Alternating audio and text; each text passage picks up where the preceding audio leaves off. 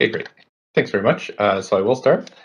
Good afternoon, Council. We're here for a special council meeting on the draft capital plan. First, to acknowledge we're on the unceded traditional territories of the Musqueam, Squamish, and Tsleil-Waututh people, and thank them for their generosity to all of us who live here. And thanks to staff for everything you're doing. Can't believe you do it, but you do it, and it's making Vancouver better every day. Thank you so much. Clerks, can we have the roll call, please? Mayor Stewart in the chair. Councillor Carr. Councillor Digenova. Councillor Digenova. Oh, leave of absence. Councillor Fry. Councillor Swanson. Here. Councillor Hardwick. Present. Councillor Wiebe. Councillor Boyle. Present. Councillor Dominato. Present. Councillor Bly. Present. Councillor Kirby-Young. Present. You have quorum, Mayor Stewart. Thanks so much. So this special council meeting has been called in accordance with section 14.5 of the procedure bylaw. The purpose of this meeting is to provide council with an overview of the preliminary draft of the 2023 to 2026 capital plan and opportunity for council input. Let's see here. So there was a memo sent from the Deputy City Manager on March 31st. This includes an overview of the proceedings from this meeting, which convened on March 31st and reconvened today. On March 31st, staff delivered presentations to Council that provided an overview of the 2023 to 2026 draft capital plan, as well as the capital plans for some of the service areas, and we asked one round of questions. At today's meeting, staff will deliver the remaining service areas presentations, after which we have the opportunity to ask questions, another round of questions. There's no speakers today at this meeting. The members of the public may send comments to council by using the online web form listed on the agenda webpage. The public may view these proceedings online or attend in person at City Hall. Robust public engagement will begin in May to gather the public's feedback on the draft capital plan. Speakers will have the opportunity to address council on the draft 23 on this capital plan at the council meeting of April 26th and the final council meeting on July 6th. So a few months till we make the final decision. A few reminders, go to Twitter on @VanCityClerk to follow the progress of the meeting. And just remember to use first name, last name, role or title, and avoid using gendered honorifics.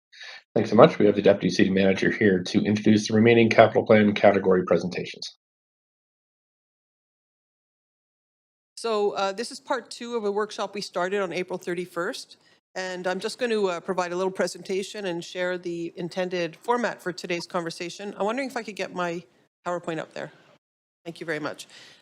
So just to supplement what the mayor said, we did maybe within the last 2 hours circulate to council an updated set of the PowerPoint slides, just with a few tweaks. So that should be that will be the updated set we're using today, from as compared to the ones we distributed on March 31st, and as well we distributed to council the beginnings of council's responses to staff's responses to council's questions concerning capital planning. I'll talk a little bit more about that in a couple of minutes. So for the top half of this slide shows you what we did on March 31st and the discussion we had around capital planning. And the bottom half lays out what we intend to do today. So I'm going to provide a little introduction. Then we're going to carry on with our service category presentations. We got through almost all of them on the 31st. We have 3 presenters left, and they will take the stand after I finish this. And then we're going to have Grace Cheng from our finance department sharing some of the information you requested on March 31st, what we've been able to gather together in the last few days. Then we'll have it's not written on the agenda, but our city manager, Paul Mokry, will come up and just say a few words to wrap up the staff presentation part of this. And then really it's over to council, parts 9 and 10 there. We thought we would suggest you break up your conversation first, number 9, into the large one-off projects, those that are currently in the contemplated plan and those that aren't. And we have a lot of staff, too many for me to list here, but you can see behind me we have a lot of CLT and their staff, and even more on the WebEx to respond to whatever questions council might have of us regarding these projects. And then our suggestion is just an open discussion for over an hour. That will be questions to staff or discussion among yourself as you see fit. So that's the plan. Just a couple of introductory notes on where we're at. So we offered to answer your questions at March 31st, and you came through. We have received 62 questions from council to date, and there might be more coming in as we speak. Staff's done an amazing job of responding to, I think, about 2/3 of those, and you have that in your inbox now. It didn't get to you very long ago, but you do have it, and as well, the city clerk's going to post those responses on the public website. And of course, we will update that memo. You're going to see about 1/3 where there's responses pending. We'll update that memo to provide those responses to you in full. And of course, if there's more questions coming out of today's discussion, we're happy to respond to those as well. Couple of corrections, slides 24 and 69 of the secondary deck, that's the service category presentation deck, have been presented. There was just a couple of addition errors on the slide, and those have been taken care of, and you have that deck in your inbox as well, and the clerk has again posted that corrected deck on the public website. Mayor Stewart listed the next few touch points with council on the capital plan, but I'll just reiterate here with a slide in front of us. So today you're going to be hearing more about the. I think I've got the date wrong there. Oh, I see what's going on. Today we're having a workshop conversation, and on April 26th is when we're going to be coming back to you formally to a public council meeting, seeking direction to approve the draft 23 to 26 capital plan, and also get your direction to initiate public engagement on that draft plan. Now, just a heads up, council, that report needs to be finalized by staff within the next week or so, just to allow for our internal system and getting it posted on the public website with a sufficient time. So we don't have a lot of time to turn around a lot of big changes now. And that's just the nature of the beast here in terms of the timing we're working within. On April 26th, we'll come back to you. And again, it's going to be tight timing because staff's going to have about a week before they bring that work out to public engagement. So the really best opportunity for council to make change. We want to hear your direction today, definitely, and on April 26th. But the best time to make big changes, if there are going to be any, to what you see in the preliminary draft right now, will be at the July council meeting or leading up to the July council meeting. I just wanted to frame out again. I've shared that timeline with you on the 31st. I just wanted to share it with you again here.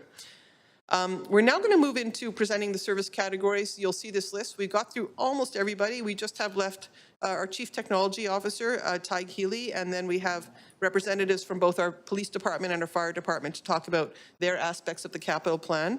So with that, I'm going to turn it over. This should only take us a few minutes, actually, because we're almost all the way through.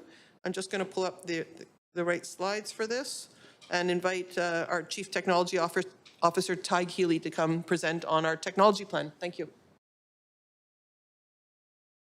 Thank you, Karen, and thank you, Council, for the opportunity to present today on the technology capital plan. Increasingly over the last 2 years, technology and the services we deliver are critical enabling components to the delivery of services from many of our business units. The availability and the quality of those services really comes down to continued investment across both the core technology and the business technology categories of our capital plan. In terms of core technology, we're looking at approximately $80 million throughout the next 4 years, spread across 4 major divisions, including infrastructure, client services, platforms and applications, and enterprise data. And I'll give you some contextual examples on the next slide of what the breakdown behind each of those are. In terms of business technology, technology services is evolving to become a much more strategic partner with our business units. We've conducted a series of engagements with the GMs and their delegates over the last number of months and have focused in on the following 6 areas in terms of investment recommendations during the next capital plan. We've t-shirt sized those in terms of allocation, and the specific initiatives that would fit under each of those will form the part of annual technology plans throughout the course of the 4 years. In order, those are SAP for our HR and finance business processes, a catch-all for business initiatives where we have specific one-off initiatives to advance the strategic priorities of specific departments, The city and its departments manages a range of assets, everything from trees to infrastructure to buildings, and the technology platforms to support that asset management is the third category. The continued digital transformation of our permits and licensing business function. And then the following two, data enablement and digital workplace, really are about how we use the enterprise data that we have in the City of Vancouver to drive better decision making, as well as to take advantage of the improvement in tools and technologies to improve the efficiency of how we work and how we collaborate. I should also note that VPD and VPL also have spend allocations within these categories and manage those spend allocations independently. In terms of the current capital plan, there's a lot of content on this slide, but really want to focus in on the fact that we've upgraded many of the key platforms that those services are delivered on. So if you think about business licenses as an example, that's delivered through the Amanda platform, which underwent a major upgrade 2 years ago. We've launched a new open data platform to allow residents, businesses alike to explore and analyze the large amounts of open data that we publish on the City of Vancouver website. In terms of the nuts and bolts, the infrastructure enhancements, all of this depends on a resilient and secure network. We have a hybrid data center program to create copies of our data outside of the seismic zone. That's a program that will continue into the next capital plan and will require increased and continued investment. And just in the last year, we've obtained a new Microsoft Enterprise Agreement, which puts us on a much more modern footprint when it comes to our productivity suite. In terms of some of the business technology advancements on the right-hand side of the slide, you'll note that we can now allow for submissions of electronic plans for certain permits. We have an empty homes tax declaration portal, which allows over 185,000 homeowners per year to declare the status of their property for the purposes of that initiative. And internally, we've deployed applications with our partners in VFRS to improve how they track their gear using RFID technology. And that's just a small sampling of some of the initiatives from the current capital plan. In terms of the next 4-year cycle, we continue to expect to continue with upgraded platform pieces. The Power BI implementation there, for example, will transform how our business units can access, interpret, and drive insights from their enterprise data. The data center co-location program, which gets our copies of our key enterprise data outside of the seismic zone, will continue. And obviously, with the shift to more hybrid and remote work, we're seeing an increase in the number of laptops and desktop replacements that are happening within the city, which will have a budget implication. And I've already gone through the business priority initiatives. There will be initiatives in each annual plan within each of those 6 areas. VPD and VPL, again, will continue with their server network enhancements and infrastructure enhancements on the core side, as well as key business initiatives for their departments. In terms of unfunded elements, like I mentioned, there's been a significant shift from desktops to laptops during the pandemic. There are budget implications on that hardware replacement program should that trend continue. And of course, we have a number of levers in terms of hardware lifecycle that we can look at. But that's a potential increase in terms of our budget. And then current unknowns include the capacity and the demand on our City of Vancouver fiber network. A lot of dependency there on the pace of the IoT program with overlaps to the Department of Engineering and how quickly that progresses. Thank you. Thanks so much, Ty. I actually failed to mention, we also have one more presentation, and that is on heritage buildings, and that's going to be presented by the General Manager of Planning, Urban Design and Sustainability. So I'm going to have 3 more, not 2 more. And so Teresa O'Donnell, thanks. Thank you, Karen, and good afternoon, Council. We've got just 3 pretty quick slides here. Oops, I went too far.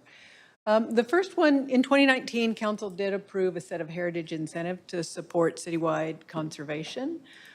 Each of these 3 programs cover different classes of heritage buildings, from mid-rise to high-rise to low-rise buildings through the Heritage Facade Grant program.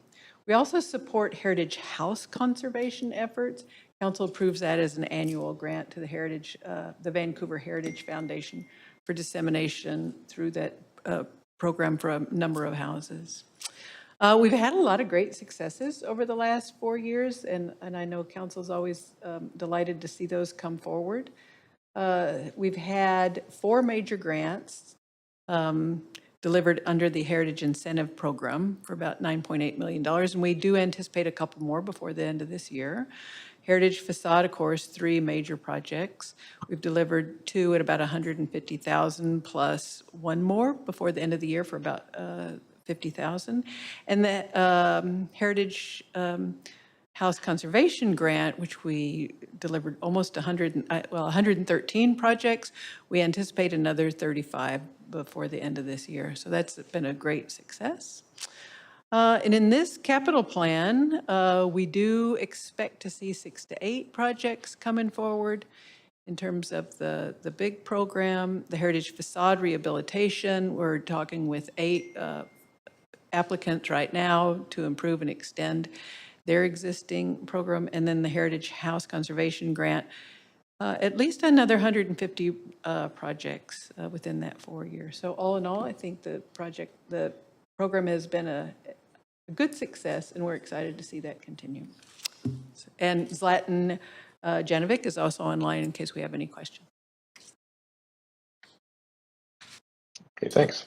Thank you, Teresa. Now our remaining 2 have to do with public safety. I'm going to ask the fire chief, Karen Fry, to come out up here and discuss the fire department aspects of our proposed capital plan. Thank you.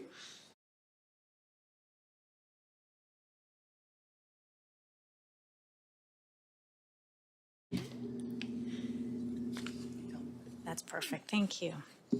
Thank you, Your Worship and Council. So as well, we always work with REFM on most of our capital facilities.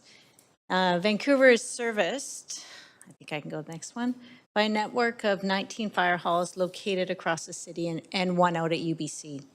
The location of fire halls is integral to our response capabilities that we address through our operational budgets and staffing levels.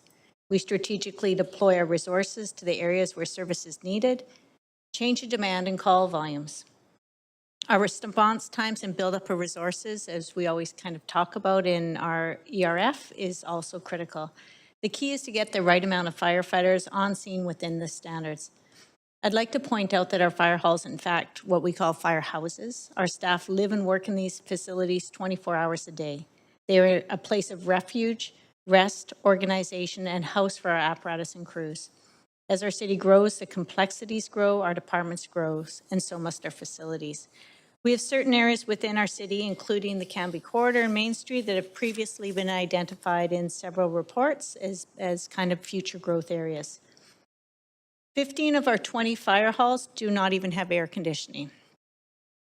So I would like just to remind that is some of our capital investments in the future, things that we'll be looking for. We really noticed it this year during the heat dome, and heat will continue to increase. Within our capital budget, we also have buildings such as our training facilities, our mechanics and fleet, all of our apparatus, and our large equipment. Some of our key achievements over the past 4 years include 2 newly replaced fire halls. One is at Station 5, and currently 17, which is opening within the next month.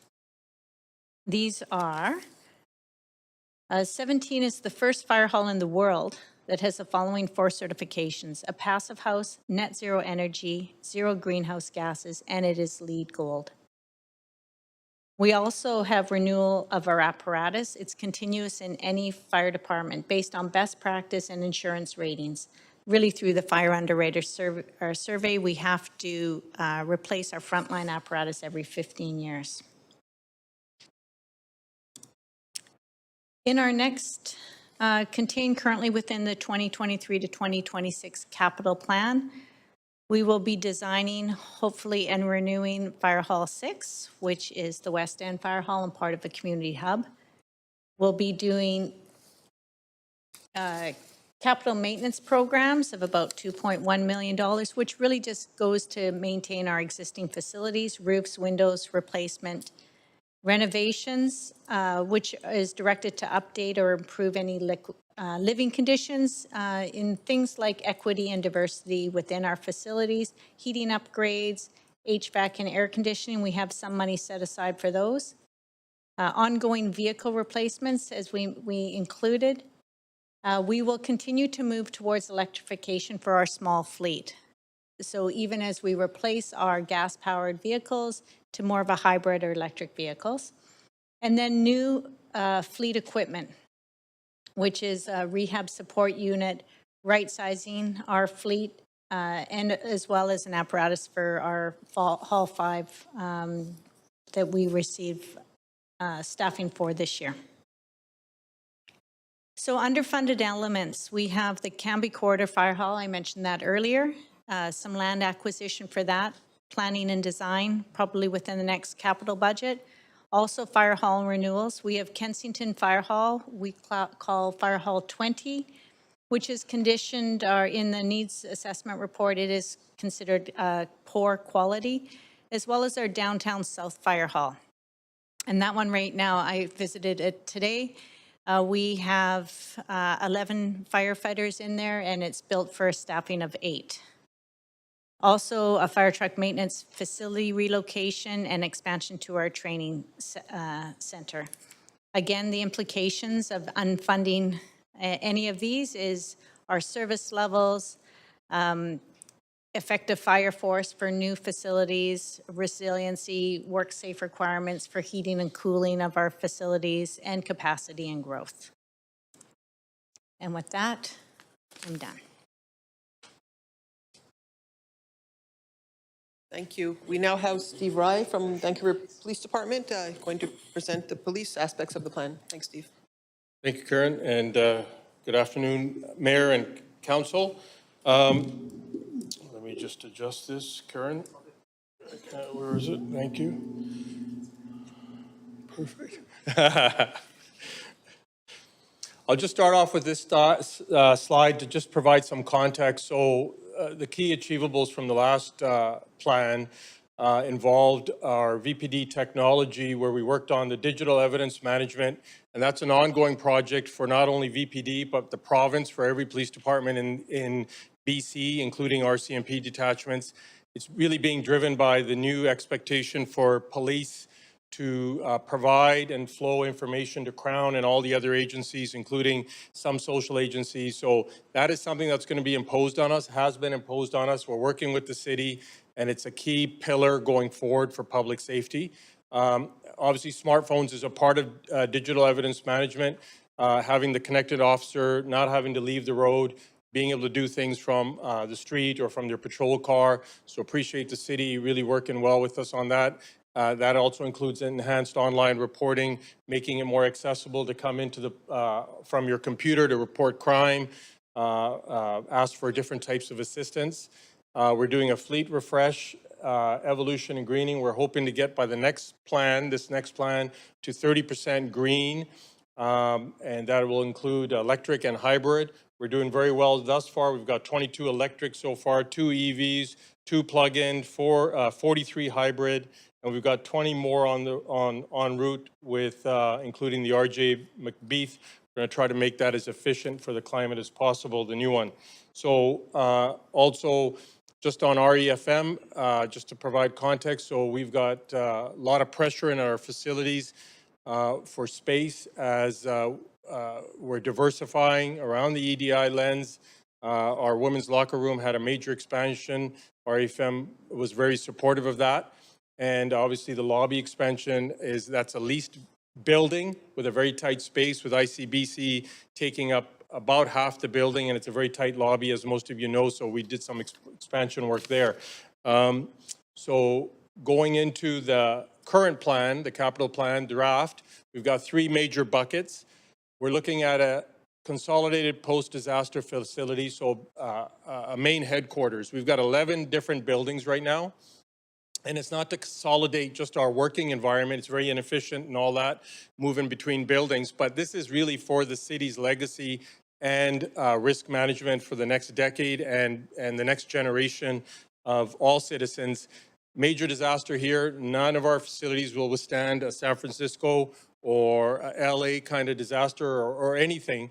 And so there's all sorts of opportunities here to not only consolidate a police headquarters, it could be the city's emergency management working in there. It could be fire. It could be just an all-purpose where the communications, where all, you can manage people coming in to assist, officers, firefighters. You just need a building that can coordinate that can withstand the pressure of what could happen. So that's a legacy item.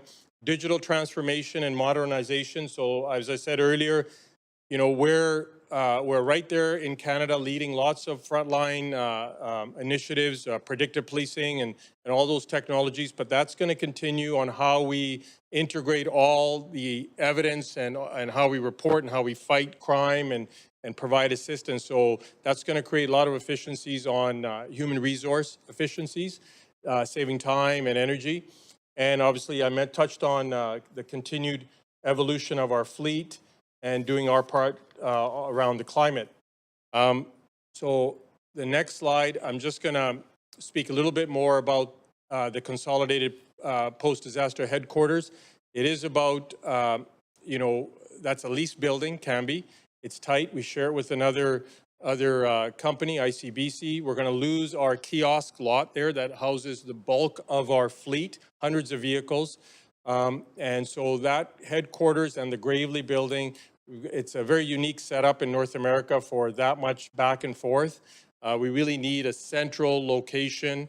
The city actually requires a central location, all-purpose, building that, from bomb-proof to fire-proof to earthquake-proof to flood, everything. So that's something our board is really looking at and supporting as, if we're looking at one item long-term to lock up some space, some plan. So that's a very important item going forward. And just at the end of the day, I mentioned we have 11 facilities, from the Dog Squad, Marine, Gravely, Canby, the property office, the TTC, really support REFM being well-funded to support not just us, but I think everyone, from roof leaks. There's a lot of buildings with a lot of maintenance happening, and we really appreciate REFM being a strong partner, being able to fund and support us. So I'll leave it at that. Thank you. Thank you. Okay, so that concludes, you've now heard from all the major service categories within the capital plan, and we tried to make it as coherent as possible for you, Council, where you heard for each one major achievements, what's in the proposed plan as contemplated right now, the draft preliminary plan, and then if there's boards involved for the library, police, and park board, the board direction concerning the plan, and then finally, what elements are not currently funded, because as you know, we have a lot of projects chasing not enough money, so hard choices all around. We're now going to move back to just a little more staff presentation before we turn it over to you, Council, for your discussion and questions. I'm going to ask Grace Cheng to now come up from our long-term financial strategy group, and she's going to present a few slides responding to questions that Council you asked staff on March 31st. So Grace, you're on WebEx. You're going to magically appear. Thank you. Thank you, Karen. This is Grace Chang, Director of Long-Term Financial Strategy. So further to the capital plan workshop last week, there were a number of requests from council to staff. So we're going to address some of those questions today. However, there will be some questions that we will be addressing it in future council meetings. The first four that we're going to address today is the first one. There was a question about what is the implication for increasing infrastructure renewal funding by more than 1% that is already built into the draft plan. So we're going to address it. The second question that we're going to address is there's some question about can we use DCL towards infrastructure renewal programs? So we're going to address that. The third question is what is the amount or the level of discretion that council can effect right now with regards to the proposed housing investment in the next upcoming capital plan. So we're going to talk about that. And the last one that we're going to address today is to show you the major projects and the location of those projects within the city, so you can have an idea in terms of the geographical kind of allocation of those projects. And what we're going to come back in the next couple of council meetings will be to share how the proposed capital plan is contributing to 4 of the key elements the council has been talking about, which is GHG reduction, climate change adaptation, amenity and infrastructure renewal, and also housing. And also there will be a specific overview for council to understand how the capital plan is contributing towards climate adaptation as well as mitigation investments. Next slide, please. So the first question, just to clarify that, or maybe just a reminder that within the current draft 2023 and to 26 capital plan, we have already incorporated a 1% tax increase for each of the next 4 years. This is consistent with the current plan that we have already kind of built in order to increase the funding envelope for the renewal program. So this has generated an additional $100 million for the next 4 years. However, if council choose to increase the funding envelope for the renewal program, for every 0.25% increase in that tax increase for each year, it will generate an additional $25 million. So if council were to increase from 1% to 2% for each of the coming years for the coming capital plan, we can generate an additional $100 million again for the renewal program. Next slide, please. So with regards to the question about whether we can use DCL for infrastructure renewal, so we have highlighted 3, I would say, guiding documents that guide the usage of DCL. The first one is the Provincial DCL Best Practices Guide. In here, it specifically said that DCCs, which is equivalent to DCL that we use in Vancouver, it is to service the needs for new development. So this is not about like maintenance and replacement of the existing infrastructure. And within the Vancouver Charter, again, it is very clearly documented that development anticipated to take place in the area should contribute DCL so that it can contribute to the need of those projects as a result of arising as a result of the new development. And we also use the city's financing growth study that is a policy which also guides specifically saying that DCL and development contributions, they should not be used to maintain and replace aging infrastructure.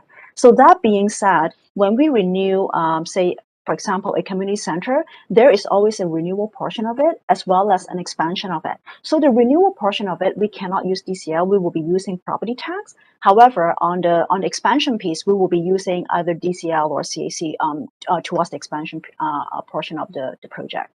Next slide, please. So the third question that we have is, of the $617 million of housing investment in the draft capital plan, what is the level of flexibility? So we just want to kind of at a high level quantify, for council's interest. So in terms of purely not flexible, 65% of it is really not flexible. Because of it, $300 million of it is relating to the in-kind turnkey housing that council has already approved as part of the rezoning in public hearings. So these are the projects that is conditions of rezoning, and then we're just kind of waiting for the developers or the development to kind of contribute to the city, the turnkey housing as per public hearing kind of approval. So, and also we have included $80 million from empty homes tax. And as you're aware, there is very specific, I would say, requirement how the empty homes tax can be used for within the Vancouver Charter. So we cannot allocate, this empty homes tax for non-housing purposes. And then some of the very specific housing-related partner funding that cannot be reallocated. And then there are roughly 20% of the $617 million. There is some flexibility, but not a lot. Namely, council can make, I'll say, changes to the policy with regards to the amount of waiver or reduction in the DCL for purpose-built rental housing. And then also as well, some of the cash CAC allocated to affordable housing, some of them, they're also allocated through the public hearing process. So there's some flexibility, but not a lot. And then there is, I would say 15% of those it has more flexibility. Those are relating to the future DCL that will be collected. So as you are aware, there will the city is also kind of reviewing our existing, I would say, DCL allocation between housing, childcare, transportation, utilities, and also park. So that is the part that council can effect changes and go into the future. However, those DCL that has been collected, it cannot be reallocated. And also funding from property tax definitely is within council's jurisdiction to reallocate. Next slide, please. And the last question that we're going to address today is just to show geographically where those one-off large projects are located within the city. So here you see two different colors. The green colors, those are the major projects that are about to start, which are funded from the current capital plan, but the construction side of things will go all the way to the next capital plan. And the red basically are those projects that we have included in the draft capital plan. So in front of you, you can actually see, like, for the existing plan, the Oak Ridge Center Community Center, it will be delivered as in kind by the developer, and it will happen. It's happening imminently, and also it will also kind of like span through the next couple of years. Marple Community Center renewal as well. It is funded from the current capital plan, and construction hopefully is going to start soon, and it will carry through for the next couple of years. And one project that we forgot to put on the map is actually the Grandview Woodland Fire Hall number 9, and it will also include the fire headquarters as well. So on the red dots, those are the major projects that we have included in the proposed plan: the Aquatic Center, the amphitheater in PNE, Raycam Animal Shelter renewal, and there are also and in EFL, the community center, which will be delivered in partnership with the developer. And then there are a number of other non-community facility type projects, like a number of parks in Southeast Falls Creek and Burrard Slopes, and also some bridge project as well, is to add to the resilience of the Granville Bridge and also the Canby Bridge. So that basically, just to give you a nutshell, some of the major projects geographically located across the city. Next slide, please. Thank you, Grace. Thank you. I'm now going to ask, before we just turn it over to you to council to all the questions you want to ask us, I'm just going to ask our city manager, Paul Mokry, to come up and say a few closing words regarding what we've presented to you over today and the 31st. Thanks. Thanks, Karen. Good afternoon, Mayor and Council. So yeah, just a couple of closing messages.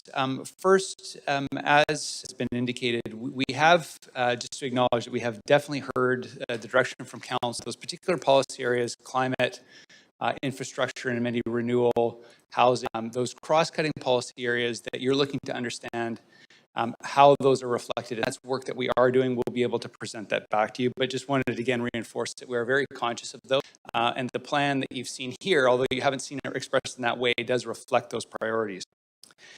The other point I'd like to raise is back to the first point that's addressed in her comments around revenue and the increased tax revenue for the plan. So I would strongly recommend you, Council, are contemplating this plan, the proposed investments, the trade-offs. You do so within the projected funding envelope that staff have recommended. So a couple of points behind that. One is you'll note that this plan represents a 22% over the current four-year plan, including a 64% increase in city costs. So this is a big lift relative to where we are today already. Now, we do recognize that there's likely a whole range of investments that you would like to see advanced in the next 4 years that may not be possible within that funding envelope.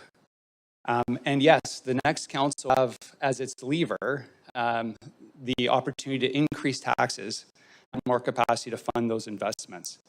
As Grace indicated, and you've heard a couple of times from us, this plan includes a revenue assumption of an increased property tax rate every 1% every years to continue to build out our capacity for infrastructure and amenity renewal. It's a really significant commitment. It continues the significant commitment you've made during your term to fund these real assets and the renewal of those. And again, the next council could build onto that and apply a bigger tax increase. I would say, though, that it would not be for this council to make that decision at this point in time. Of note, not reflected in here anywhere, the significant costs, capital-related costs that city taxpayers will be forced to take that are being passed on from Metro capital projects the next 4 years and beyond. In addition, there will be significant pressure on our operating, but we're all well aware of just the general rate of inflation right now. Our operating budgets and our tax-funded budgets in particular will be under significant for the next 4 years. So ultimately, if the next council does look at this capital plan and does want additional projects, that council will have the opportunity to contemplate a higher tax rate and burden. It's much easier to do that and to bring forward additional projects into the plan, to proceed on the basis of an unrealistic tax expectation that the next council can accept, and then have to essentially unwind this plan. So I would just leave a piece of advice. Again, it does create the opportunity to identify priority projects that may not be and pass those on to the next council for consideration. But I would, again, think really, really closely around the tax rate assumptions that are built in here and the potential temptation to kind of inflate those assumptions. Last piece is, you've heard this from us, and I'm probably beating a dead horse here, but complexity of, in this plan, of matching expenditures to funding sources suggest at this stage in the process that it's probably not the right opportunity or right time to engage at the level of detail and specific project. I think certainly if there's questions around those things, we're happy to provide as much information as we can. In terms of any guidance or direction to us at this point, I think thematically higher level is much more helpful. And then we can do the work to respond and come as appropriate with suggestions on how we might respond to that high level direction as dealing at a detail level. That would be quite complicated, I think, for us to manage at this stage. So Karen, with that, I think, Council, we're happy to take any questions that might have arisen out of what you've heard over the last day and a half, I guess, of these sessions. Thanks. Great, thanks so much. A number of councillors on the queue. Councillor Kirby-Young, you're up first. Yeah, before I begin, Mayor, can I move for a second round? Sure. Mayor, if I could, what we thought would make sense for council, it's completely up to you, is that you first have a round of questions specifically around the large one-off projects, which you see on the screen right now, and then open it up to a more general conversation. Or if you prefer, we're happy to just take whatever questions you want in whatever order.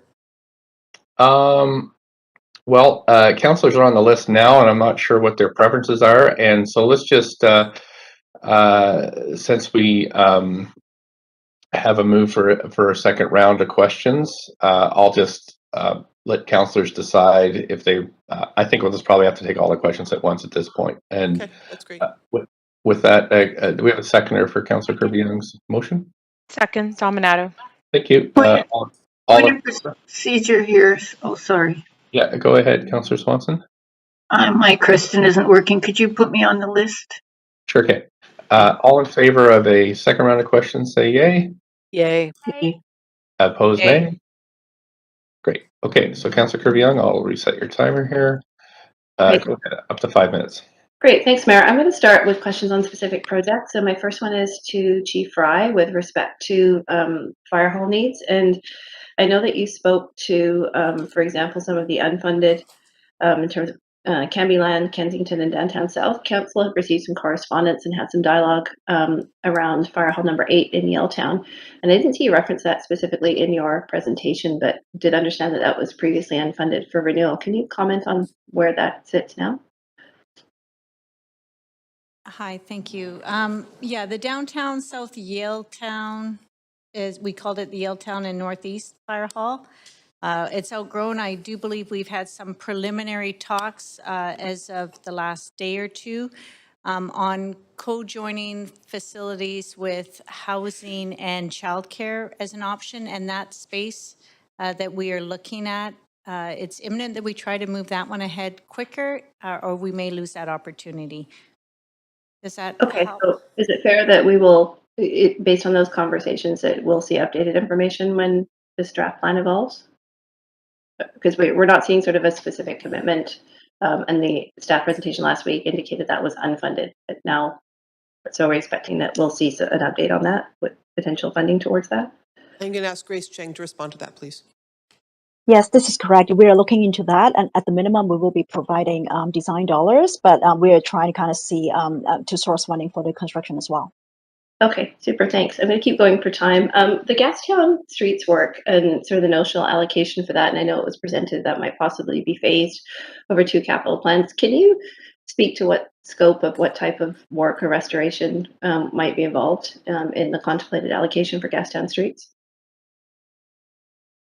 Yes, hi, good afternoon, Mayor and Council. Lon Leclerc, General Manager of Engineering Services. So in the draft capital plan that we have in front of you, we have $7 million is set aside for works in Gastown. That would deal with some of the immediate needs that are kind of urgently, we're actually working on the design of those right now. Our plan would be to have those constructed in the first 2 years of the capital plan before you. There's a So total. would that be, for example, repair of Water Street only? Like how far would that extend? I'm looking to get a sense of magnitude of how far those dollars would go and what might be It would covered. be, yeah, thank you. It would be a portion of the square, the Gassy Jack Square and the Blood Alley Trounce Island portion. So that's the pieces that we would expect to build. And then the total project is probably around 35 million. What we'd be doing is if we can advance design work on other portions of Gastown, we would seek a kind of a capital plan adjustment in the second half of the capital plan to look at ways we could fund the next phase of work. So without any further adjustments based on the current state, we wouldn't be looking at repair for Water Street? Not the entire section of Water Street. And there is a lot of work for us to do in terms of design because there is some options in terms of just restoring what's there versus kind of doing something different that is more responsive to today's needs in Gastown.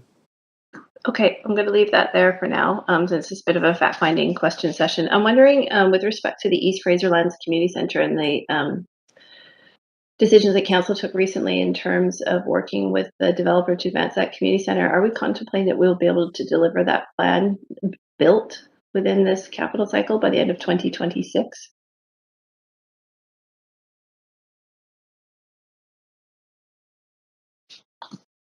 Anybody? We're just going to ask Donnie to respond to that. I think we're just figuring out who's going to respond. Just hold on a sec. Is there somebody from planning on the line that can respond to that? Chris Robertson, perhaps? I can do another question as well. I'll pose two if might be the same folks. Also, the status of the aquatic center and how long it's going to last without issues like that, since it's aging significantly, and I think we know what those are. So maybe we can combine those two questions. Donnie? Thank you, Councillor. It's Donnie Rosa, GM for the Park Board. Maybe I could ask my colleague Armin to speak to the aquatic center. Certainly. So can we deal with the East Fraserlands first? Because I've lost about 45 seconds and I only have 5 minutes on this question so far. Just. Thank you, Commissioner or Councillor. I apologize. My apologies, I'm pulling this up. With the recent council approval of policy changes to expedite this, can it be delivered and completed? Following council approval, the 10-year and financial capital plan of 2021, staff have been working with the developer on rezoning application add density with Area 1. The application was submitted. Essentially, based on the current information, it's expected to take approximately 5 to 6 years to complete it. It may be possible to identify timing efficiencies once the detailed planning starts. Thank you. I'll put myself back on. Thank you. Councillor Dominato? Thanks, Mayor. Yeah, thanks for the updates and the presentation. I'll start with the large one-off projects. And a question I have is whether in identifying and putting these projects in the draft plan, we had a geographic lens applied to it, because I was noting from the map that for the most part, the projects are in the north part of the city, recognizing if you overlay density that we do see higher density in the north part, but I know there are some priorities in the south part of the city. So I'm just curious if staff could comment on that. Thank you. I think that question is best directed to the finance team. Grace? Yes, we do. Actually, that's the reason why when we presented the map earlier on, we want to kind of also showcase what are being delivered by developers and also what projects or major projects that will only be starting at the end of this current capital plan and which will span, over the next couple of years. On the south side is the Marple Community Center renewal and outdoor pool. And the EFL one, I think we just kind of covered, will be delivered by the developer. And then Oak Ridge as well. Oak Ridge is going to be developed by the developer. And then yeah, so and also Fire Hall 5 and Fire Hall 17 as well. So we put it this way, we always look at the geographical, I would say, allocation of the project so that it will be more equitable. It's not just all on the west or all on the north or east. However, I think that is just a snapshot or some examples of the projects. Great. Thanks, Grace. That was super helpful. I want to circle back to streets and specifically a slide from last week's presentation where it talks about funded and unfunded.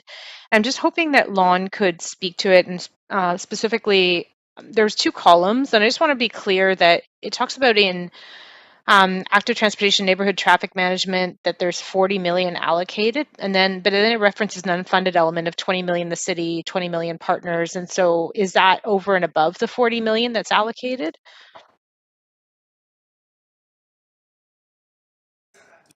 Yes, it is. Okay, so I'm trying to drill down on this because one of the areas that I hear from residents on a regular basis is the ongoing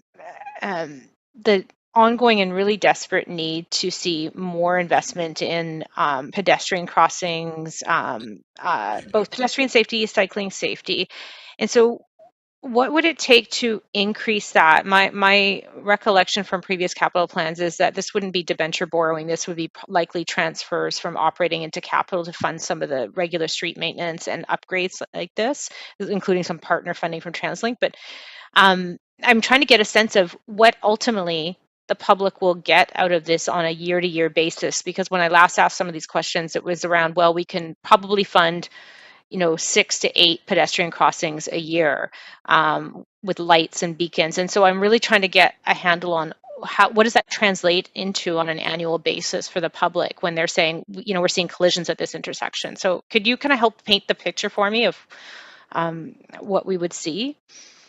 Well, I can start to answer that question, and then maybe I could look to finance to confirm. The majority of our funding for transportations comes from DCL funding. So this would generally be the things that we talk about, which are new versus renewal. And with that DCL funding, we usually have partner contributions, and those are from ICBC for safety improvements and TransLink for walking, cycling, and transit improvements.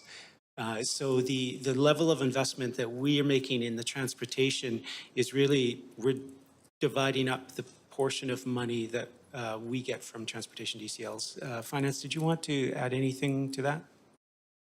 I think you have covered it all. Basically, all the renewal and maintenance, all those, whether it is pay-as-you-go or whether it's debenture, they're all coming from property tax, which is a transfer from operating budget to capital budget. But Lon is right. I mean, for all those new and expansion stuff, it's all funded from DCL, transportation DCL. Okay, I'll send it as a separate question, but I'd really like to get a better understanding and what ultimately we would see tangibly is what can we fund year to year in that capital plan, particularly around things like cycling enhancements, pedestrian crossings, and so on.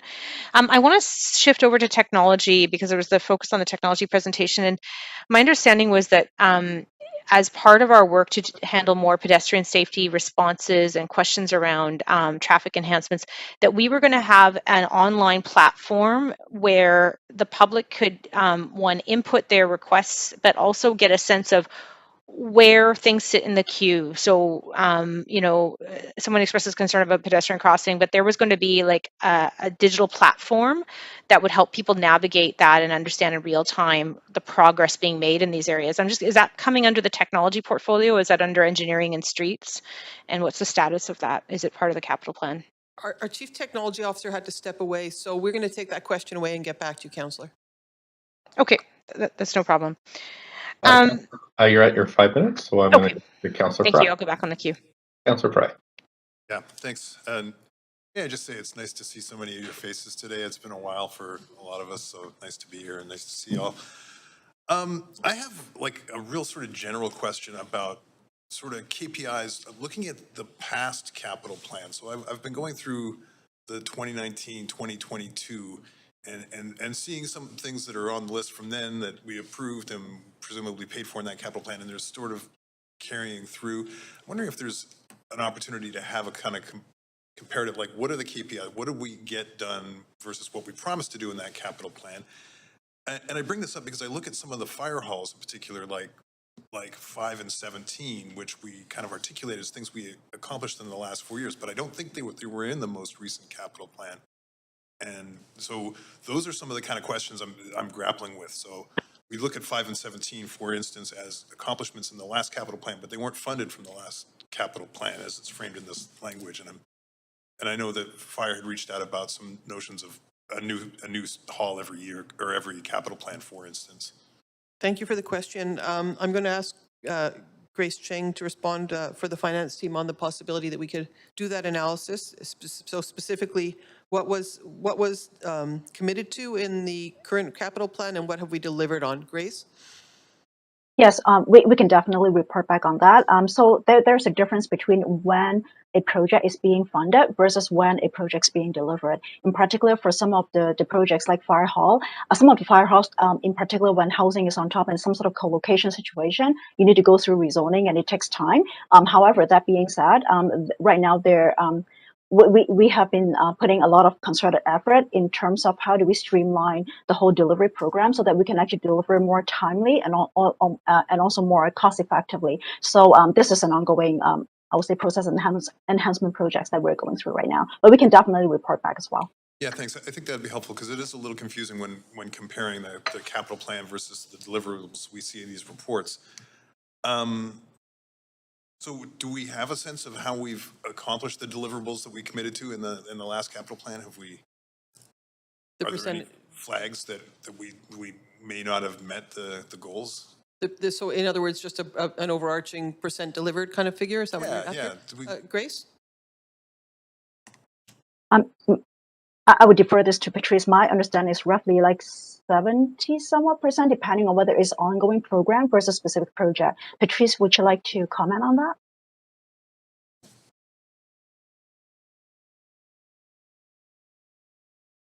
We generally are in that range, and I think for this plan we will be as well. But why don't we get the actual data for you, and we'll send it over.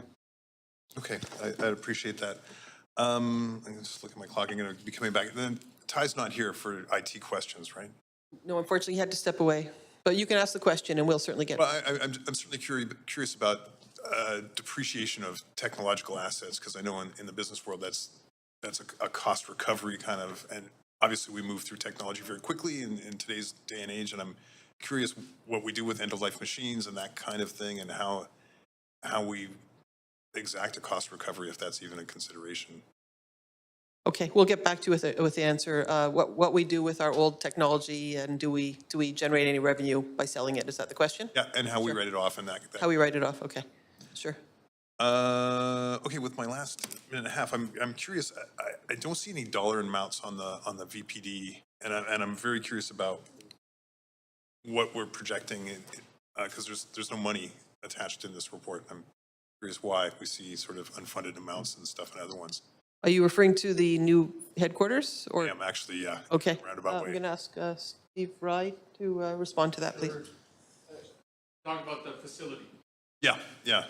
So I can't. Sorry.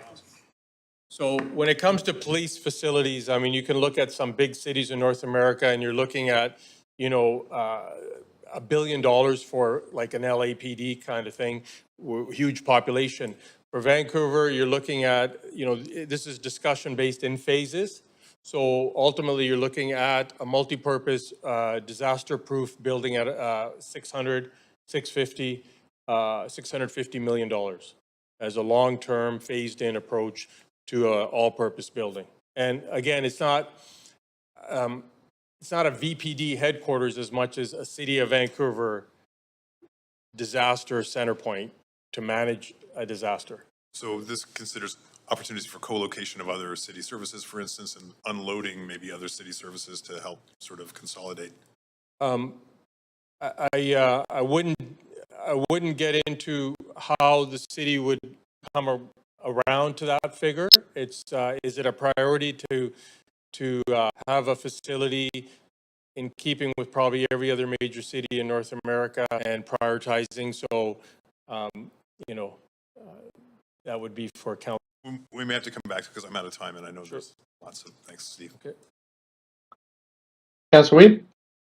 Yeah, really appreciate the report and kind of some of the background. First question's on risk matrix. Do we have a risk matrix that we can look at that showcases where the aquatic center was, and then obviously it bumped up the list, but do we have a risk matrix for all our facilities in Vancouver? And so that when we are looking at some of these trade-offs that we need to make as council, we understand what the risk is and what level of risk it is to unfund something or to fund one of the projects we have. Yeah, thanks for the question. And by risk matrix, are we talking about basically facility condition assessments? In most boards, like East Park and others, they have a risk matrix of basically the capital funding projects, knowing what would happen if you don't fund it, if you extend funding, how much, right, the cost would be. So they had different color coding in different organizations I've been in that kind of allow elected officials or board members to understand where their decision-making needs to be at with some of the projects. So I know, like for pools, we know some of the pools are in pretty bad condition. So extending life for a little bit might be okay, but you could have a risk of that having a failure and costing this much more. So understanding the issues, doing capital planning on certain facilities. And I know the Aquatic Center jumped up, but for a lot of the stuff here, it says difficult risks or risk of not meeting bylaws or not meeting standards, but you don't really have a clear understanding of what that real risk is. So I'm just wondering, do we have a list for each one of the departments of kind of their big projects and what the risk of not doing it or doing it is? Okay, thanks for the question. I'm going to ask Grace Chang or someone from the finance team to respond, please. I would suggest maybe for facilities, I'll defer to REFM. Thank you. I can answer that, Karen. It's Armin. Go ahead, Armin. Armin, if you just introduce yourself first. Thanks. Certainly, it's Armin Amarelia. I'm the interim GM for REFM. Councillor Webb, we have a FCI index that we use to capitalize, to look at all of the capital projects that in our portfolios, and we are looking at that critically all the time. There are critical matrices that we use to assess risk of each of those buildings. Staff are just in the process of finishing and finalizing the last review of all of those projects. And so we can actually get that to you pretty quickly. So we'll add that to the list of things we'll distribute to council after this session. Okay, how about risk matrix for HR departments and other ones, recognizing if we don't fund a certain position, we could have lost employment or we could have lawsuits against us if we don't fund this. Do we have a risk matrix that you guys as staff utilize in decision making? So maybe city manager, do you have a chart that recognizes when making really difficult capital plan decisions that you recognize if we don't fund this position, we might lose people or we could have a loss of life or something could happen? Yeah, thanks for the question, Councillor. We absolutely do. So we have an enterprise risk management program. It's managed by our chief risk officer. And we apply that lens to all of our operations across the board. So we have a list of risks. We rank all the risks that the city faces, and we manage those on an ongoing basis. So capital is one kind of small component of that. The departments do that risk assessment when they're putting forward the plans that you're seeing here. So they have already built that risk assessment in. So that is part of the recommendation. That's one of the inputs that we make to the recommendation that's coming forward for you. I'm happy to provide more of a briefing around the kind of dimensions of risk that we look at in our enterprise risk management framework, and we can engage Patrice and our chief risk officer in that as may be helpful for council. Yeah, it just might be helpful in some of the prioritization because some of these, it says life safety and lost revenue for renewing critical park buildings, and there's different ones. To me, it'd be interesting to know what is that risk and what are the opportunities. Another one for me is what are the opportunities? So I noticed that Hastings Park is one that's unfunded, but I know we had some federal funding. So what are the opportunities that if we don't fund something, we might not get the leverage funding for those projects? And so I'm just wondering, where's federal funding allocated to some of these capital projects if they're not funded or funded?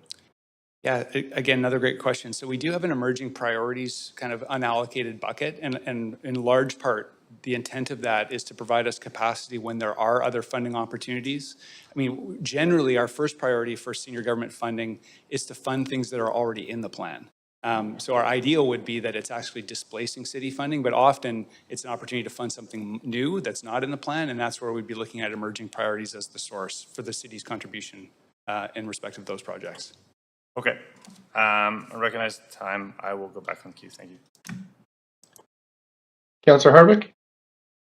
Yes, thank you. I brought up at the last workshop the memo from Patrice on the report back on city funds allocated to downloaded services that have traditionally been delivered by senior governments. And I'm looking at the chart in the back of that report that shows the breakdown between operating and capital. And there's a total of $51.5 million attributable to the capital budget in two sections of downloading and emerging areas of potential senior government participation.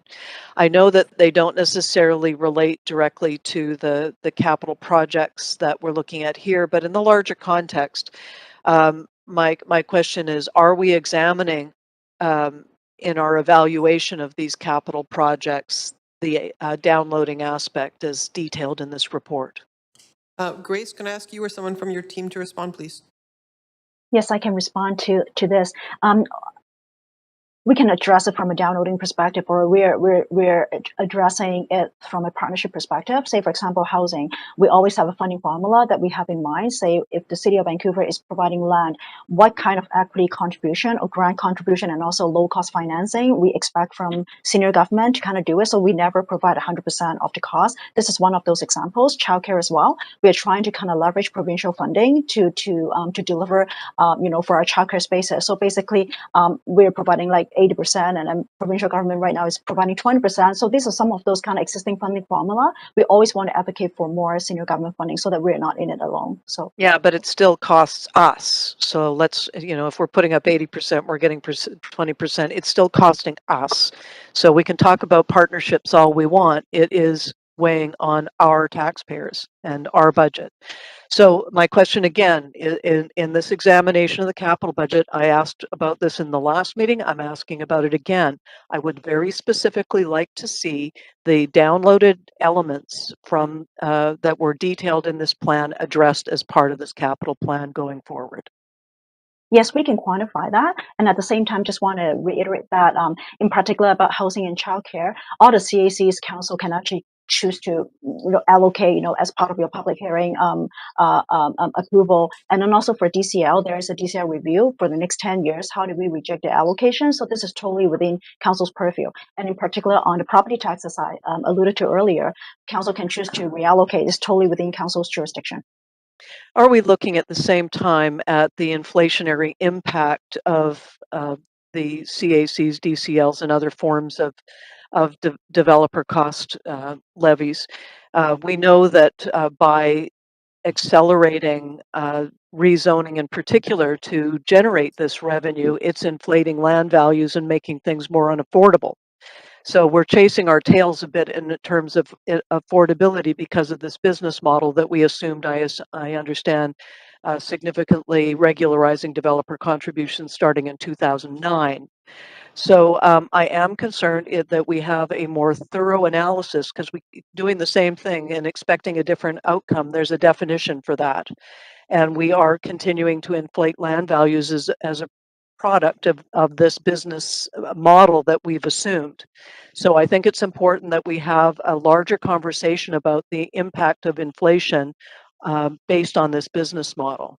So I don't want to take up a bunch of time. I know we're focused right now on the individual big ticket items on the capital plan, but I think we need to be having a larger discussion about the plan, particularly through the lens of downloading and additional costs. So I'll park it there, but as long as it doesn't get forgotten, because we tend to look at what's here instead of look at what the model is that we've created.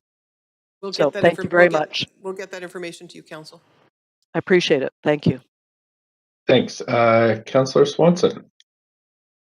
Yeah, I'm looking at allocation for the SRO acquisition strategy, which I thought was $1 billion that we were hoping for. And I see there's 12 million in there from us and 12 million from partners, which is 24 million. So I'm figuring this is going to take us 160 years to get to the 1 billion. So can we at least come up with maybe trying to get more from the partners so that we can speed this up a bit? Councillor Or at Swanson. least have a goal of getting more from the partners? Sandra Singh, General Manager, Arts, Culture and Community Services. We are right in the process of developing the tripartite strategy with the province and with the federal government in relation to SROs. We do anticipate it's a multi-capital plan strategy over at least 15 years. So what you see in here is an initial kind of estimate of what we would like to put forward in the next 4 years, and we will continue to draft out that plan. And we do anticipate that there'll be a much more significant senior government allocation. And we do recognize in this planning that we are the junior level of government, and we will need considerable resources from both the province and the feds. Okay, thanks. And then there's unfunded 25 million for supportive housing and unfunded 2 million for the SRO investment strategy. Mm-hmm. Can we go ahead and proceed with trying to acquire these SROs if we don't have the 2 million for the investment strategy? So the 2 million identified in the unmet elements would be the city's contribution to the planning and administration of the strategy. It will be a very significant piece of work that will require an ongoing staff team from all 3 levels of government, including feasibility studies and research. And so that 2 million there would be our administrative contribution to that long-range strategy. But it's unfunded. At this point, it is in unfunded elements, yes. Okay, I'm just wondering, I was hoping that at some point we would get a number as to how much money we need to actually meet the housing need for people who are homeless and low-income people. And I'm wondering if that's going to be coming or if we have any idea of it right now. Yes. I was just, okay. Yeah, that work is almost complete, and we should have a memo for council this spring. As well, there's an additional council motion related to relating to required funding around housing delivery, and we'll be reporting on that before the capital plan also through a memo. Okay, thanks. And then the DCL waivers for purpose-built. What's report on getting rid of those? What's the question about the DCL waivers? Are we going to be keeping them for purpose-built rentals, given that developers can get them for building units that actually have rents that are higher than the market rentals in their area? Thanks. I'm going to ask Dan Garrison from our planning department to respond to that. Thank you for the question. That we are considering that, Councillor Swanson, the DCL waivers and the structure of the waiver program through the DCL review that's underway right now. So we are looking at a range of options with what to do with the DCL waivers, including keeping the waivers, completely removing the waivers, and a few options in the middle, such as waivers for rental with more affordable ability built into it. So we're looking at that range of options that'll be coming back to you later in the spring. Okay, and can we put housing on top of everything? Like fire halls, libraries, community facilities? Are we thinking of that? So the question is co-locating housing with other city amenities? Yeah. Councillor Patrice Impey. We look at all those options and that's a big piece of the capital planning, is looking at the co-location opportunities to optimize really the land that we have. So we've done that both with housing on top of fire halls, etc., but also co-locating our community centers with libraries, etc. So that's a big part of the plan. So short answer is yes. Last question here is, what % of the housing that we're talking about in this plan is net new rather than replacement or moving, like moving TMHs? I'm going to stop you there, Councillor Swanson, because you're at your 5 minutes. However, I just been talking back and forth with the clerk, and we actually have to include the questions we asked last meeting under council procedures. So if we're going to go to more questions from Councillor Kirby and Councillor Wee, which would be a third round of questions for them, I do need a motion to suspend the procedural bylaw in order to enable that. Mayor, I believe that would be a second round, not a third.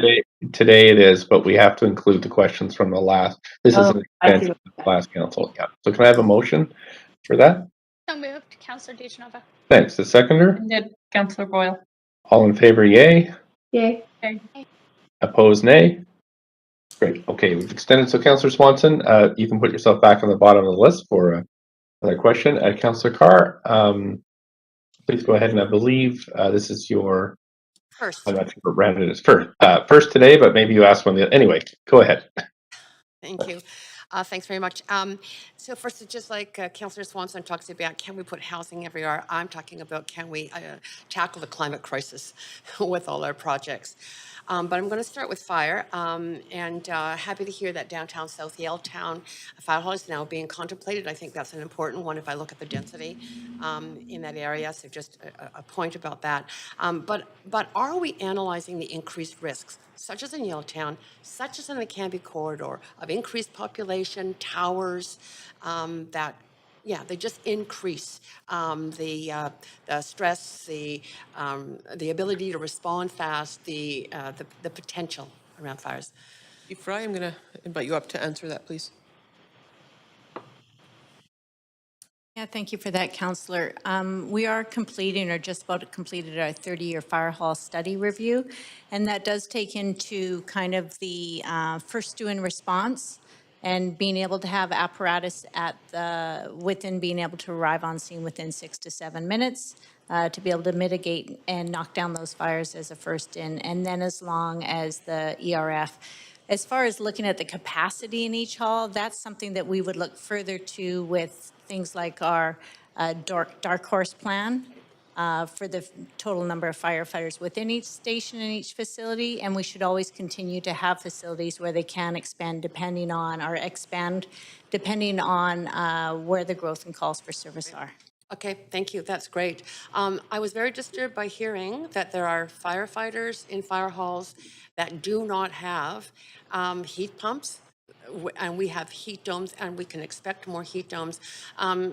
Can you make that request, or how does it work out so that we can actually get our fire halls outfitted with heat pumps so that they can be safe places in terms of the health of firefighters?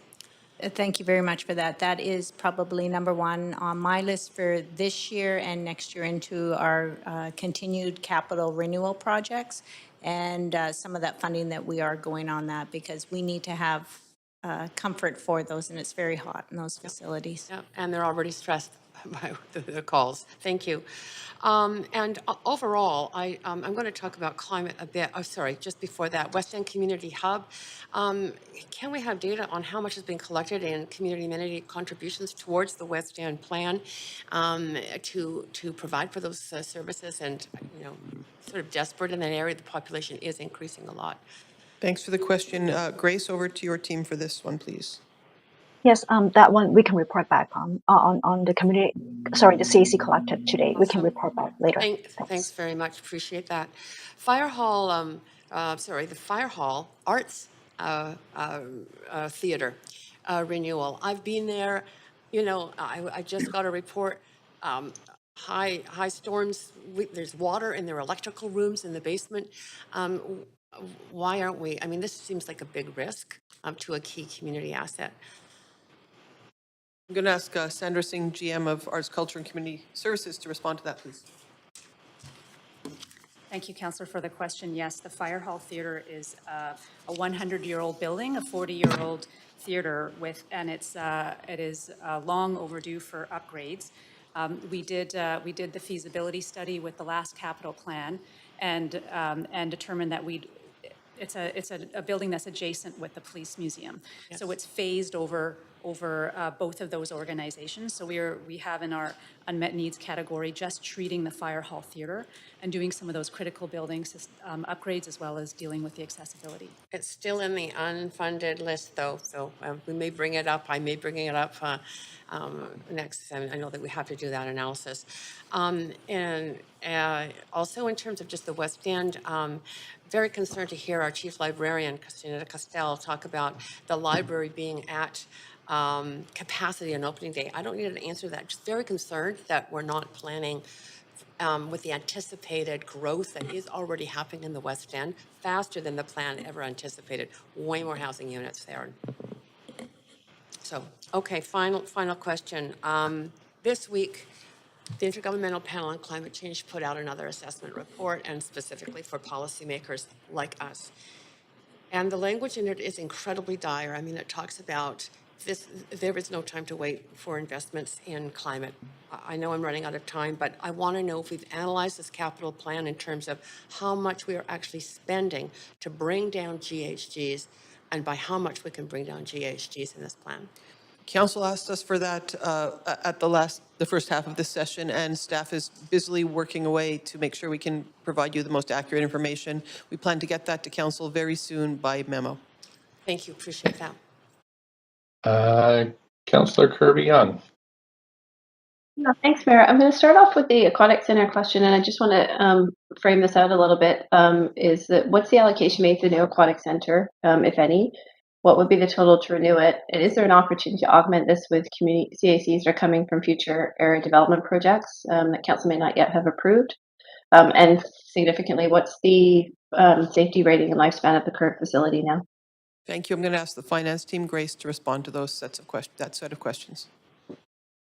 Right, from a funding perspective, the Aquatic Center is 100% funded in the current draft capital plan. Just to reiterate again, we will never contemplate any CACs that has not gone through council approval to include in the plan. Whatever we have received, we include in the plan. So it's 100% funded. It's between renewal dollars and also CAC together to fund the renewal and expansion of the Aquatic Center. So just to be clear, you're saying that we're going to renew and deliver a new Aquatic Center in the next capital plan? Yeah, it's in the draft. It's fully funded.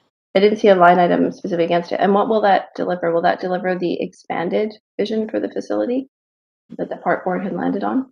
Yes, it will be expanded, but we're still confirming the scale of expansion.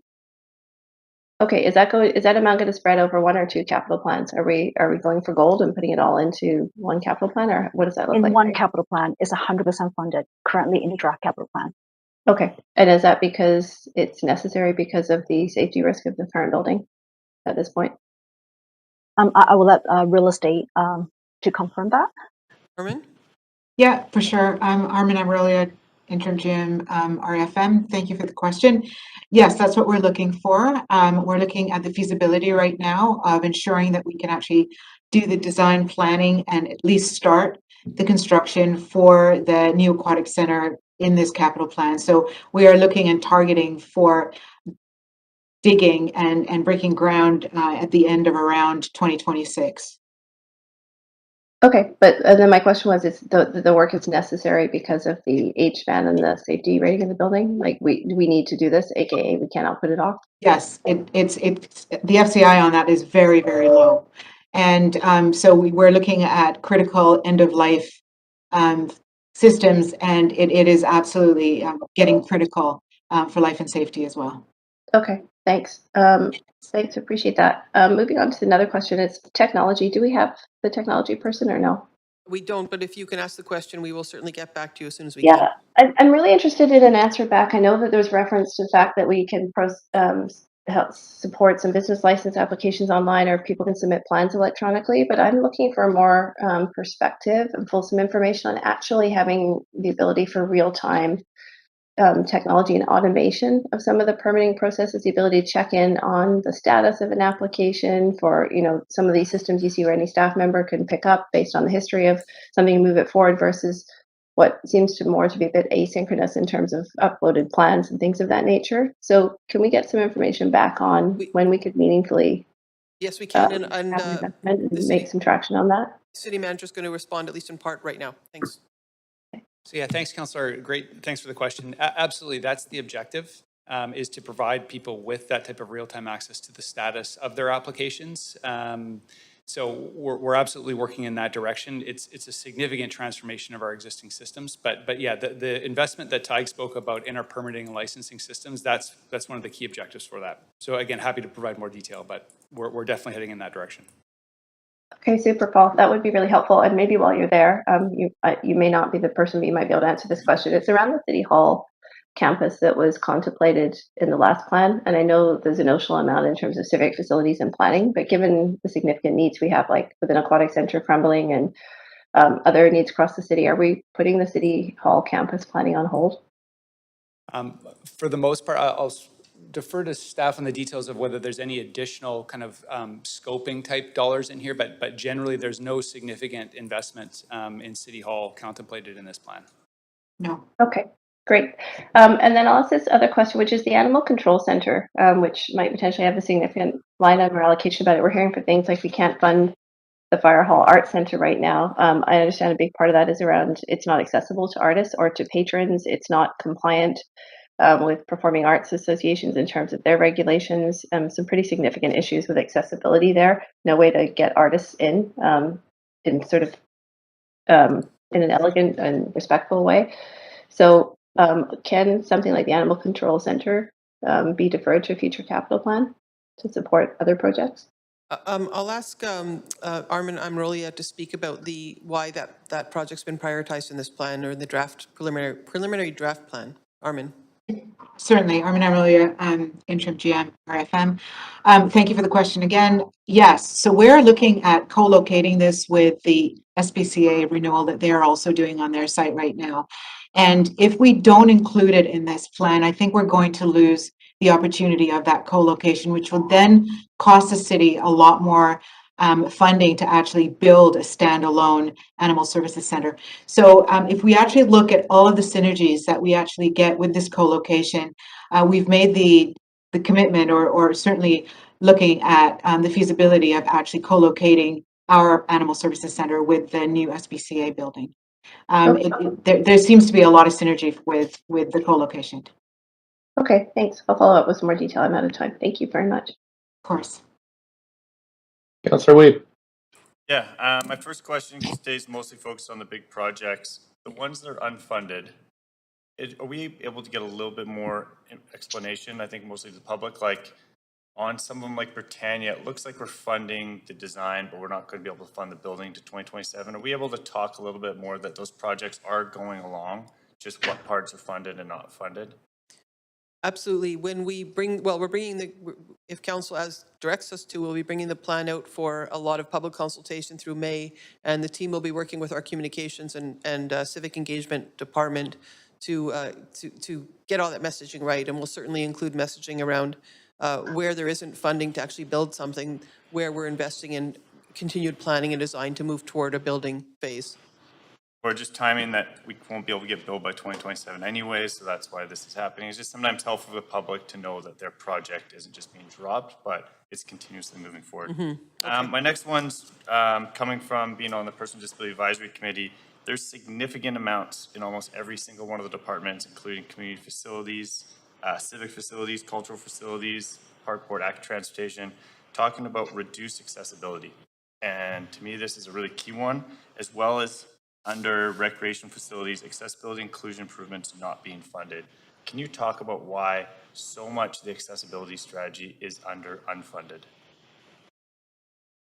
Well, so almost I can go through them. So under recreation facilities, 7 million, accessibility inclusion improvements, huge risk. Under almost every other plan, it talks about reduced accessibility to Carnegie, Gathering Place, Evelyn Sowler, city-owned facilities. Active transportation says neighborhood traffic management will have loss of accessibility. To me, looking at this and recognizing the struggles we've had to fund some of the accessibility improvements in the city and get the accessible city strategy passed, this concerns me because this is a component in an aging city that we need to address. So can we talk a little bit about how we can ensure public and mostly people that are dealing with coming out of COVID with accessibility issues, that we will have an inclusive city for them? Sure. I understand now you're referring to the unfunded elements of the plan when you're listing what isn't funded. We'd have to have a coherent conversation about that. We'd also have to share with council all the elements in the funded potential, proposed funded plan that address accessibility, and we can add that to our to-do list if that would be useful for council. Grace, do you want to add anything to that? Yeah, I was going to say exactly the same thing. We will quantify basically what we're funding at the minimum as a rule of thumb. Basically, we will at least keep the same level of funding in the current capital plan plus an inflationary factor. So I think we are not losing out on the amount of funding. But I guess your question is, are we ramping up the funding? So we can report back on that. Yeah, I know, just looking through almost every single one of the departments, they do have a section that talks about reduced capital funding that will reduce accessibility. And when looking at it from an accessibility lens, it was a little bit pronounced and it came out to me. The next one is on a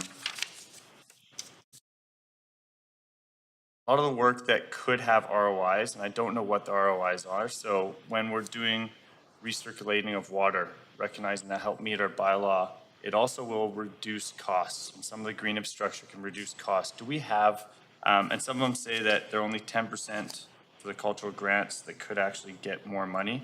Do we have ROIs where if we do fund this project over 10 years, it will reduce 100,000 per year of water costs, right? Or this project we fund now will have less maintenance costs over the next 5 years. So do we have plans where we can look at the ROI of some of these unfunded ones and funded ones so we can show the public we're using good public dollars that will save us money by funding some of these projects? Grace, can you speak to the team's work on business cases for individual projects or programs?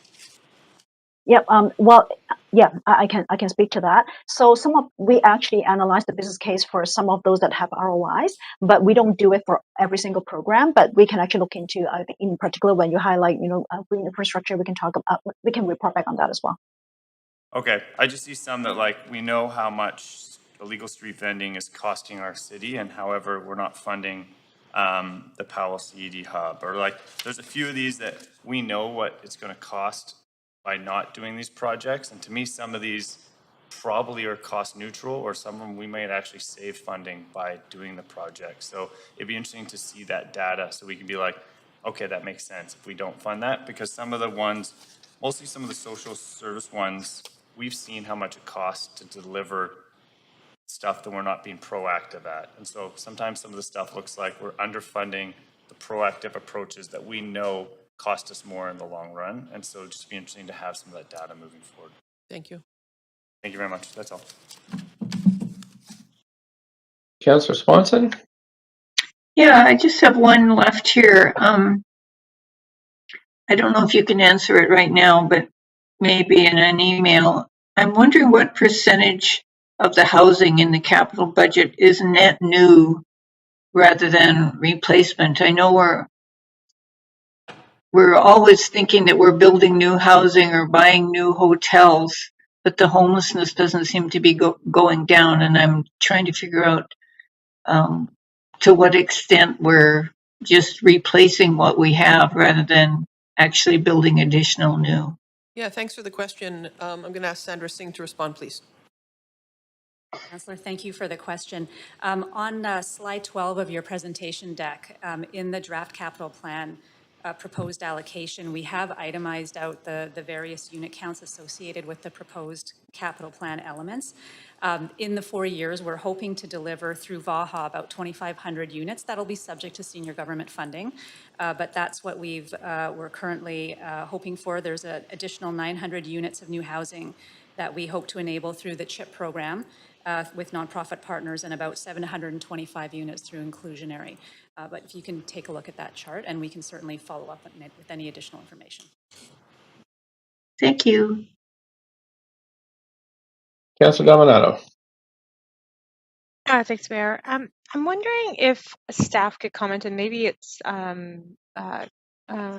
communications, but how this will be presented publicly for public engagement, because it is complex, and obviously the question that goes on the ballot is related to debenture borrowing, is my recollection.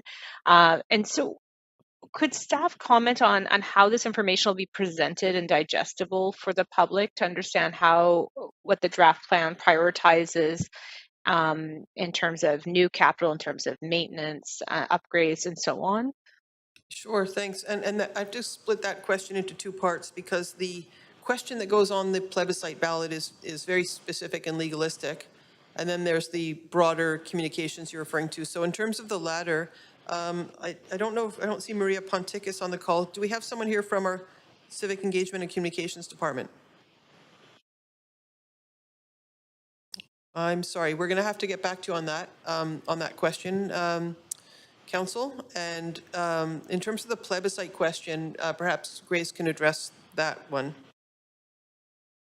Sorry, can you repeat your question again? Is it about like how do we educate the public on the debenture question?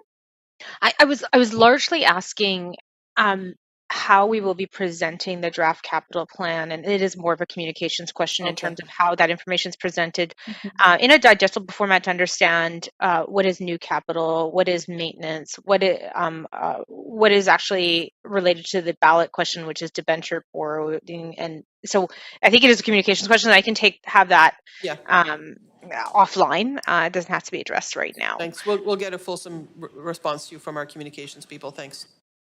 Yeah, and I had one more question, but I've actually forgotten it, so I will follow up with an email. And I had a few more technology questions, so thank you. Thanks. Councillor Carr? Yeah, thanks. I just want to continue on how we're tackling the climate crisis through our plan.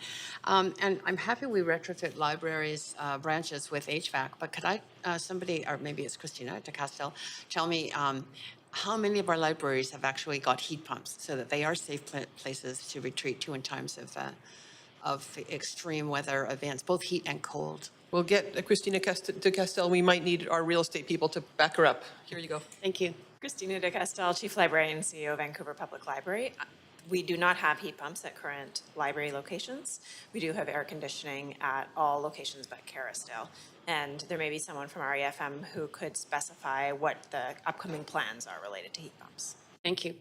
Yes, I appreciate that. And if REFM is going to be commenting on libraries, I'm really interested in knowing just how many of our civic buildings that would be libraries, community centers, other public-facing, well-used civic buildings have heat pumps. We'll get back to you with that. That doesn't sound like a number anybody's going to have at their fingertips, but we'll certainly get back to council with that. Okay, thank you. And Paul Mokry spoke to, you didn't quite say the risks, but the wisdom of not going beyond the current projection in terms of increasing our borrowing and spending in terms of the capital plan. What really is the risk there? I mean, is the risk that if we increase the spending in the capital plan, that it will have an impact on taxes? Or can you just spell that out for me, please? Yeah, thanks, Councillor. I think the primary risk is that those decisions will actually be made by the next council. So if we build a capital plan that contemplates revenue assumptions that aren't realistic, we're going to have a plan that's not realistic. So that's my primary concern. Obviously, it will be the next council that decides how much tax they want to impose and how much borrowing they want to take on. Obviously, there's debenture borrowing that we need to settle here. But my advice to this council is not to be overly aggressive on your tax revenue expectations or assumptions, because it's ultimately the next council that's going to have to decide whether they want to impose those taxes or not. Yes. And so, Paul, what if we don't increase this capital plan by sufficient amount of money to actually really tackle the climate crisis? And we end up 4 years later from now, nearing 2030, when every major scientist in the world is imploring public decision makers to put their heart and soul into tackling the climate crisis right now. I think, I mean, it's an excellent question, Councillor, but it's really a question for the next council, because this council doesn't get to determine what the tax rates are in the next 4 years. But if we don't plan for it now, how could they change the capital plan after it's already been decided at public referendum, or at least in the public election ballot? Yeah, if you want to, no, Councillor Carr, just the capital plan gets updated very regularly through the 4 years. If you remember, we did a midterm update partway through this capital plan. So there's lots of opportunity to reprioritize, but we do need to, we need to set out a plan for us to start getting all of those things ready. But there is an opportunity for subsequent councils to shift. The one piece that is set is the amount of borrowing. So for renewal, where we use debt, that's the piece that gets set during the election. And for utilities, council can change that, but for a non-utility, that's the piece that's fixed. So, does that make sense? Thank you. I appreciate that, Patrice. Are not the upgrade of buildings that are civic-owned buildings to include heat pumps, isn't that renewal?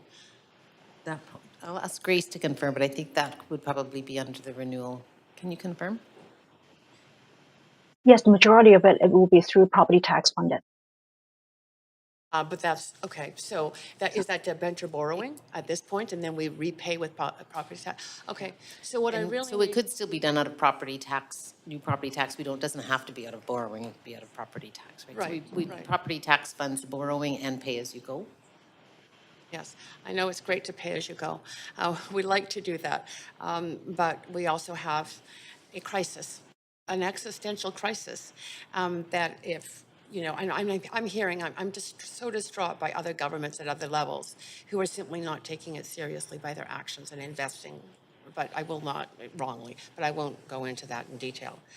It's just that we have an opportunity with this plan to potentially increase the amount of borrowing we do to enable us to then have the funds in place. And yes, it has to be repaid, and I understand that would, you know, that we have to have a payment schedule, we have to have income coming in to be able to pay that. But I'm just asking what the risks are of actually us increasing that borrowing now through a debenture so that we have the funds in place to be able to apply them as needed to the capital projects of upgrading at least our own civic buildings. This is Grace. Maybe I can jump in We're to actually over clarify the something. 5 minutes, so we'll have to wait for a written response to that one. Councillor Dominato, you have 3 minutes left. Thanks, and thanks, Steph. I just have two more questions.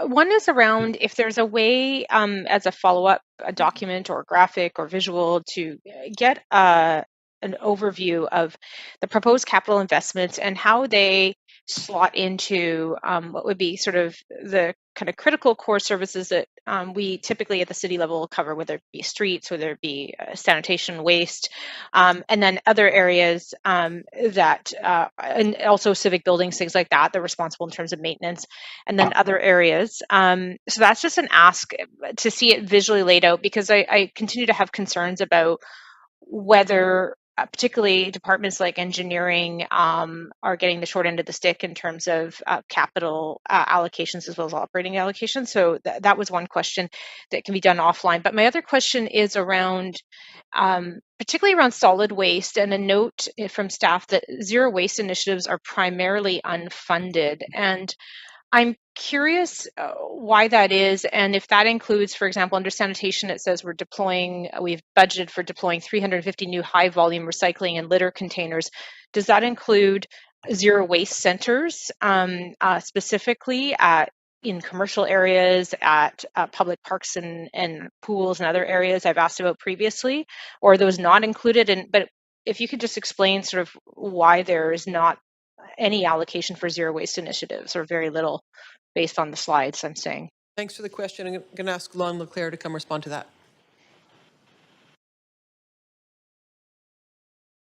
Yes, so the high volume, the 350 high volume recycling, the recycling and litter containers. So they're going to be deployed in the areas where we see the greatest need and where we see bins overflowing.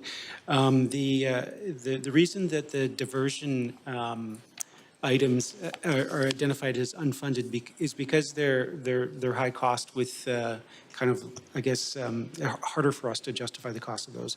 And so that includes the northern location of the zero waste facility and the diversion of challenging materials. Okay. Thanks, I appreciate that. And I think I'll leave my questions there, but hopefully staff might be able to address my first question around getting a better sort of visual of the proposed capital expenditures relative to core services and other services. Thanks. Councillor Swanson, you have about 3.5 minutes. Could we borrow more for things that are absolutely crucial, like climate and housing? Yep, I can answer that. Sure. Karen, do you want to you want me to answer? Okay. Grace Chang, long-term financial strategy. Yes. We actually look at our borrowing authority with regards to how much the operating budget can use to fund the financing cost, which is like the principal payment as well as the interest cost. So we need to always kind of look at what is the impact of borrowing have on the operating budget for one. The second thing is we also look at how the credit rating agencies are going to look at our debt load, and if they see it is like increasing in a rate that is not comfortable, then they would downgrade us, and that subsequently will increase our borrowing costs as well. So we actually look at multiple dimensions to look at what is the maximum borrowing envelope that we can actually take.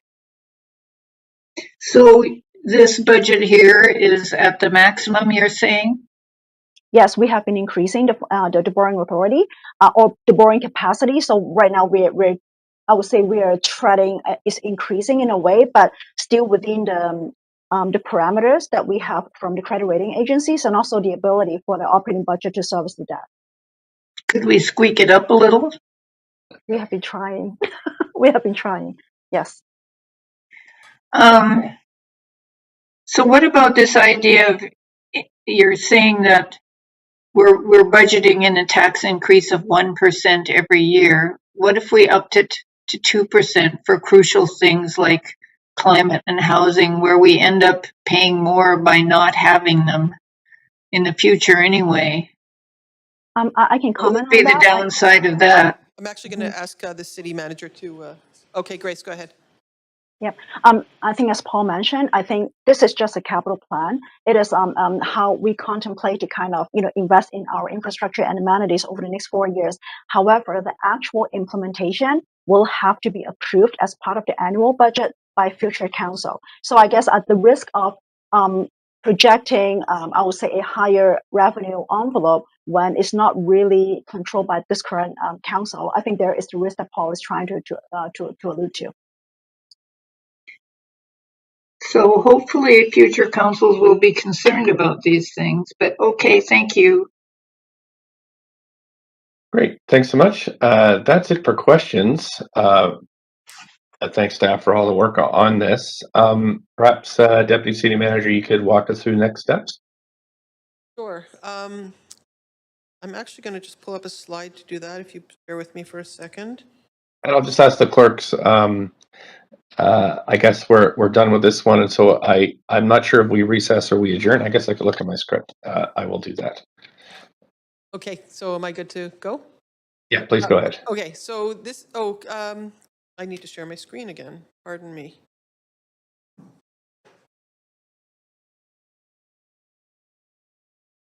Okay, you're going to see, this is a slide we shared with you on March 31st. You've seen it before. This shows you the next steps plotted out. We are going to embark on public engagement. I think those dates might be off by a couple of days, but basically, effectively, it's through the most of May. We'll be taking the preliminary draft plan out to public engagement. That will happen after we come to you, Council, on April 26th with we've been calling this the preliminary draft capital plan. What we will be bringing you on April 26th will be the draft capital plan. And you will be seeking your direction to take that out for public engagement. And at the end of that, we will bring a briefing back to council in late June, and then in July we'll come with the final capital plan for your approval. So that's calendar-wise next steps. And just pardon me, I got to jump around a little bit for a moment on the slides. Oh, no, I don't have any. So that's what's going to happen. We don't have on the slides, which we've told you already today, is we have probably getting close to 100 questions to answer for you. This team's going to be answering those questions that you put to us today and the ones that have come in through the last couple of weeks. At the same time, we are working to prepare that council report and the draft capital plan for your approval. Grace, did I miss anything?